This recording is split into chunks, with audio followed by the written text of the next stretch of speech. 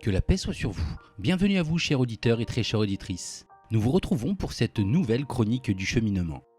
La dernière fois, on vous avait parlé de réussite, de notre conception de ce qu'elle est, et nous avions exclu quelques fausses croyances à son sujet.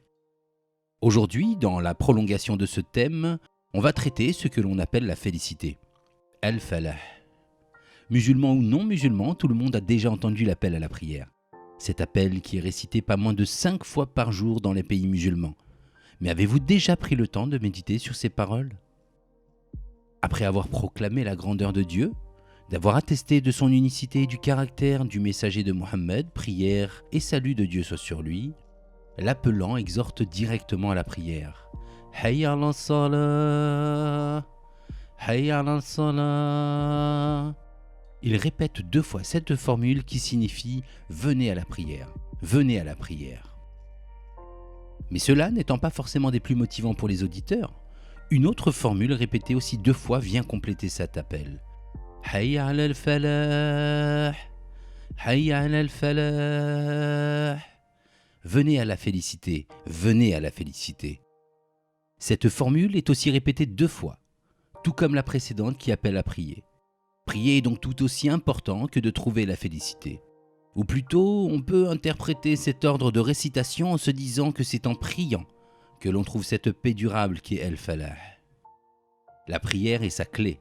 Ou encore, on peut le comprendre d'une manière encore plus exclusive et se dire que le premier but de la prière est d'atteindre la félicité. Évidemment, il ne s'agit pas de n'importe quelle prière. Il y a en ce monde beaucoup plus de prières que de félicité. Comme si Laurent s'était arrêté en chemin et qu'il n'avait pratiqué qu'une partie de ce à quoi on l'appelait. Comme s'il s'était obligé à n'appliquer que ce qui est une charge, sans en obtenir totalement les fruits. Nous devrions même nous demander, est-ce qu'une prière sans félicité est véritablement une prière ? Qu'est-ce que ce lien entre prière et félicité nous enseigne précisément ?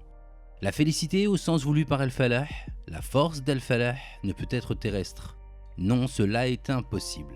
Al-Falah est tout au moins céleste, pour ne pas dire de nature divine. Il suffit de retourner à la parole de Dieu dans le Coran pour voir ce qui caractérise les gens d'Al-Falah, appelés Al-Muflihun. Dans la 2e sourate du Coran, les gens de la félicité sont en premier lieu définis comme des gens qui croient en l'invisible et accomplissent la prière. Mais que cela signifie-t-il ? Ces orants ne prient pas pour prier. Ils prient en quête de l'invisible, en quête de celui qui au-dessus de la terre a établi les cieux. Ils croient en la possibilité de se connecter à leur Seigneur par sa lumière et s'élever ainsi au degré de la pérennité. D'ailleurs, dans un autre passage coranique, Dieu dit « Cela est meilleur pour ceux qui recherchent la face de Dieu, et ce sont eux les gens de la félicité, al-muflihun. » À la recherche de la face de Dieu dans la prière. Ces bienheureux la trouvent en prière et en dehors. La félicité perdure tant que le chemin est là, tant qu'il y a sa face majestueuse.